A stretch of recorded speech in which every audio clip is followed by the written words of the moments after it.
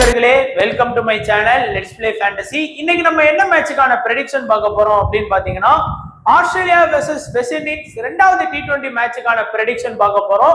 நீங்க நம்ம சேனல்ல ஜாயின் பண்ணல அப்படின்னா மறக்காம ஜாயின் பண்ணிக்கோங்க. டெலிகிராம் சேனல்ல முக்கியமான அப்டேட் பிளஸ் ஃபைனல் டீம் எல்லாமே நம்ம டெலிகிராம் சேனல்ல நம்ம ஃப்ரீயா கொடுத்துட்டு இருக்கோம் உங்களுக்காகவே. ஸோ மறக்காம ஜாயின் பண்ணி சப்போர்ட் பண்ணுங்க நண்பா. ஸோ அதே போல பாத்தீங்க அப்படின்னா உங்களுக்கு பிச் ரிப்போர்ட் எல்லாமே வந்து பாத்தீங்கன்னா உங்களுக்கு கரெக்ட் டைம்ல வந்து நம்ம வந்து கொடுத்துட்டு இருக்கோம். அதனால நீங்க வந்து இன்னமும் டெலிகிராம்ல ஜாயின் பண்ணலன்னா ஜாயின் பண்ணிக்கோங்க. அடுத்து பாத்தீங்கன்னா நீங்க இன்னமும் விஷன் 11 ஆப்ல ஜாயின் பண்ணல அப்படின்னா மறக்காம ஜாயின் பண்ணிக்கோங்க. உங்களுக்கு வந்து பாத்தீங்கன்னா ஸ்மால் லீக் பிளே பண்றதுக்கு பெஸ்டான ஒரு அப்ளிகேஷனை நான் உங்களுக்கு வந்து சஜஷன்ல கொடுக்குறேன். ஒரே கிளிக்ல வந்து நிறைய கான்டெஸ்ட் கூட ஜாயின் பண்ணிக்கலாம். விஷன் 11 ஆப்போட லிங்க்கும் டிஸ்கிரிப்ஷன்ல கொடுத்துருக்கோம். இன்னைக்கு மேட்ச் வந்து பாத்தீங்கன்னா அடிலேட்ல தான் நடக்குது. ஸோ அடிலேட் பிட்ச் பத்தி உங்க எல்லாருக்குமே நல்லா தெரிஞ்சிருக்கும். டோட்டலா பாத்தீங்கன்னா இன்டர்நேஷனல் மேட்ச். ஸோ ரெண்டையுமே கன்ஃபியூஸ் பண்ணிக்காதீங்க. பிபிஎல் ரிப்போர்ட் அதுவே கன்ஃபியூஸ் பண்ணிக்காதீங்க. இன்டர்நேஷனல் பொறுத்த வரைக்கும் மொத்தம் 11 T20 மேட்ச் நடந்திருக்கு. அதுல 6 batting first, 5 batting second. Most அந்த கிரவுண்ட்ல வந்து நம்ம பிபிஎல் பொறுத்த வரைக்கும் செகண்ட் பேட்டிங் பண்ண டீம் வின் பண்ணாங்க. நல்ல ஹை ஸ்கோர் போச்சு. அதே மாதிரி ஃபாஸ்ட் போலர்ஸ் வந்து நல்ல விக்கெட் எடுத்தாங்க இந்த சீசன்ல பிபிஎல் பொறுத்த வரைக்கும். ஸ்கோர் வைஸா பார்க்கும்போது 0ல இருந்து 150க்குள்ள 6 இன்னிங்ஸ், 169க்குள்ள 8 இன்னிங்ஸ், 189க்குள்ள 6 இன்னிங்ஸ், 190 பிளஸ் பாத்தீங்கன்னா 2 இன்னிங்ஸ் ஸ்கோர் பண்ணிருக்காங்க. ஹை ஸ்கோர் ஆஸ்திரேலியா 233 ரன் இந்த பிச்சில் ஸ்கோர் பண்ணிருக்காங்க. லோ ஸ்கோர் ஜிம்பாப்வே 117க்கு ஆல் அவுட் ஆயிருக்கிறாங்க. ஸோ இப்போ நம்ம வந்து டைரக்டா வந்து பாத்தீங்கன்னா ப்ரெடிக்ஷன் வந்து ஸ்டார்ட் பண்ணலாம். ஃபர்ஸ்ட் வந்து ஆஸ்திரேலியா வெர்சஸ் வெஸ்ட் இண்டீஸ் ரெண்டாவது T20 match. First T20 match வந்து ரெண்டுமே 200 பிளஸ் நல்லா ஸ்கோர் பண்ணாங்க.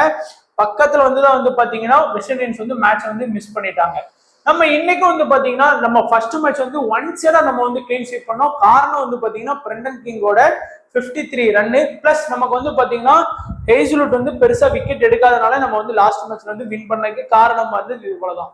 மத்தபடி பாத்தீங்கன்னா எல்லாருமே இந்த மேட்ச்ல வந்து காமனா தான் டீம் போடுவாங்க. அதாவது பாத்தீங்கன்னா வார்னர், அதுக்கப்புறம் மேக்ஸ்வெல், ஸ்டோய்னிஸ், அதுக்கப்புறம் பாத்தீங்க அப்படின்னா ஆடம் சாம்பா, பெஹென்ட்ராஃப், இந்த 5 பேருமே, அதாவது 1 2 மேக்ஸ்வெல், 3வது ஸ்டோய்னிஸ், 4வது சாம்பா, 5வது வந்து பாத்தீங்கன்னா பெஹென்ட்ராஃப் வந்து ரீசெண்டா இந்த பிபிஎல்ல எவ்வளவு ஃபார்ம்ல ஆடிட்டு இருந்தாருன்னு தெரியும். Adam Samba last match 3 wicket நம்ம வின் பண்றதுக்கு இன்னொரு மெயின் ரீசனா வந்து பாத்தீங்கன்னா ஆடம் சாம்பா இருந்தாரு. அடுத்து ஸ்டோய்னிஸ் அண்ட் மேக்ஸ்வெல் வந்து பாத்தீங்க அப்படின்னா 2 பேருமே சேர்ந்து வந்து பாத்தீங்கன்னா 4வது 5வது போலிங் ஆப்ஷன்ல இருக்காங்க. அதாவது அபாட்டு, சாம்பா, பெஹென்ட்ராஃப், ஹேசல்வுட் 4 பேர் தான் மெயின் பவுலிங் ஆப்ஷன்ல இருக்காங்க. ஸோ 16 ஓவர் தான் அவங்களால பவுலிங் பண்ண முடியும். மீதி உள்ள 4 ஓவரும் மேக்ஸ்வெல், ஸ்டோய்னிஸ் தான் பவுல் பண்ண முடியும்.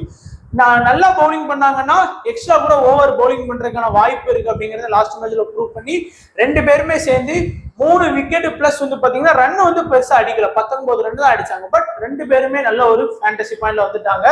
வார்னர் கொஞ்சம் நல்ல ஃபார்ம் அவுட்ல இருந்தாலும் பேக் டு ஃபார்ம் வந்த மாதிரி 70 ரன் வந்து லாஸ்ட் மேட்ச்ல வந்து ஸ்கோர் பண்ணாரு. இந்த 5 பேருமே ஆஸ்திரேலியால வந்து சேஃபா எல்லாருமே எடுத்துட்டு வருவாங்க.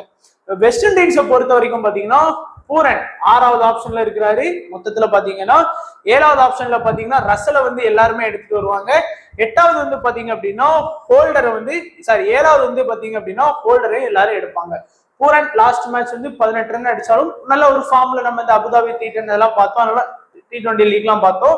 அடுத்து வந்து பாத்தீங்கன்னா ரசல் நல்ல ஃபார்ம்ல தான் ஆடுறாரு. பட் பேட்டிங் பெருசா லாஸ்ட் மேட்ச் ஆனாலும் ஏதோ ஒன்று பேட்டிங் பவுலிங்ல வந்து 3 விக்கெட் ஸ்கோர் பண்ணி நமக்கு வந்து ஃபேண்டசி பாயிண்ட் எடுத்தாரு. ஹோல்டரும் பாத்தீங்க அப்படின்னா 34 ரன் பிளஸ் 1 விக்கெட் வந்து பாத்தீங்கன்னா போட்டாரு. நல்ல ஒரு இது பண்ணி விக்கெட் எடுத்துக்கிட்டாரு. அகில் கொஸ்டின் வந்து பாத்தீங்கன்னா லாஸ்ட் மேட்ச் வந்து நல்லாவே விக்கெட் ஸ்கோர் பண்ணாரு. அதாவது லாஸ்ட் மேட்ச் வந்து அகில் கொஸ்டின் வந்து பார்த்தோம் அப்படின்னா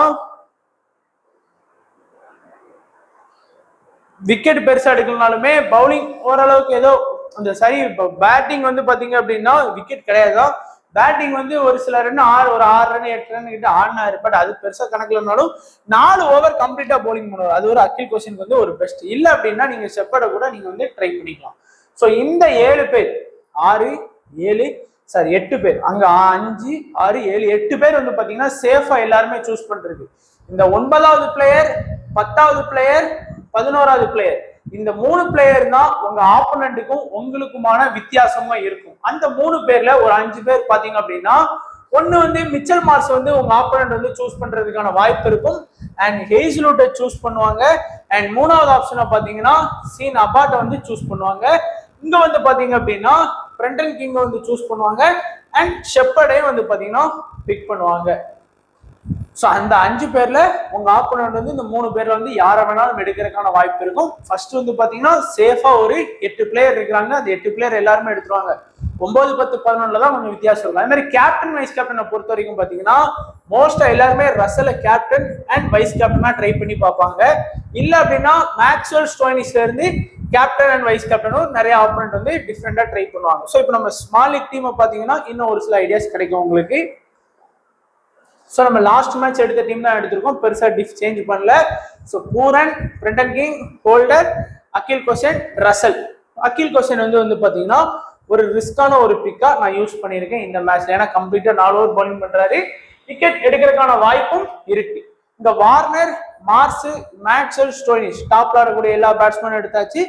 சாம்பா, பெஹென்ட்ராஃப் மேல நிறைய பேர் வந்து ஹேஸ்லூட் இல்ல சீன் அபாட்டை கூட எடுத்துட்டு வரலாம். பட் பெஹென்ட்ராஃப் இந்த பிபிஎல் சீசன்ல ரொம்ப ஃபார்ம்ல இருந்தாரு. லாஸ்ட் மேட்ச் ஒரு விக்கெட் எடுத்திருக்காரு. சேஃபா கேப்டன் வைஸ் கேப்டன் போடணும்னு நினைச்சீங்க அப்படின்னா இந்த 3 பேர் தான், ரசல், மேக்ஸ்வெல், ஸ்டோயினிஸ். ஸ்மால் லீக்கை பொறுத்த வரைக்கும் 100க்கு 99% பேர் வந்து இந்த 3 பேரையும் தான் கேப்டன் வைஸ் கேப்டனா ட்ரை பண்ண போறாங்க. கொஞ்சம் ரிஸ்கா போனோம்னா நீங்க ஹோல்டருக்கு போகலாம். ஏன்னா அவருக்கும் வந்து பாத்தீங்கன்னா பேட்டிங் பிளஸ் போலிங் ஆப்ஷன் இருக்கு. லாஸ்ட் மேட்ச்லயும் 30 ரன் பிளஸ் ஒரு விக்கெட் கூட எடுத்தாரு. 34 ரன் அடிச்சாரு. பட் 30 ரன் வச்சா கூட ஒரு நல்ல ஃபேண்டசி பாயிண்ட் வராரு. பெஹென்ட்ராஃப் திடீர்னு வந்து பாத்தீங்கன்னா 3 விக்கெட் வரைக்கும் எடுக்கிறதுக்கான வாய்ப்பு இருக்கும். ஏன்னா அவருக்கு நல்ல பரிச்சயமான ஒரு பிட்ச் தான். ஹேஸ்லூட்டும் அதே மாதிரி தான் டெத்ல பவுலிங் பண்றாரு. சீன் அபாட்டும் ஹேஸ்லூட்டும் தான் டெத்ல பவுலிங் பண்றாங்க. அது இன்னொரு அட்வான்டேஜ் ஃபார் ஹேஸ்லூட் வைஸ் கேப்டனா ட்ரை பண்றது. ஸோ இதுதான் நம்மளுடைய ப்ரெடிக்ஷன். ஸோ கண்டிப்பா வீடியோவுக்கு சப்போர்ட் பண்ணுங்க, லைக் பண்ணுங்க, உங்க ஃப்ரெண்ட்ஸுக்கு ஷேர் பண்ணுங்க. மறக்காம எல்லாருமே டெலகிராம் சேனல்ல ஜாயின் பண்ணிக்கோங்க.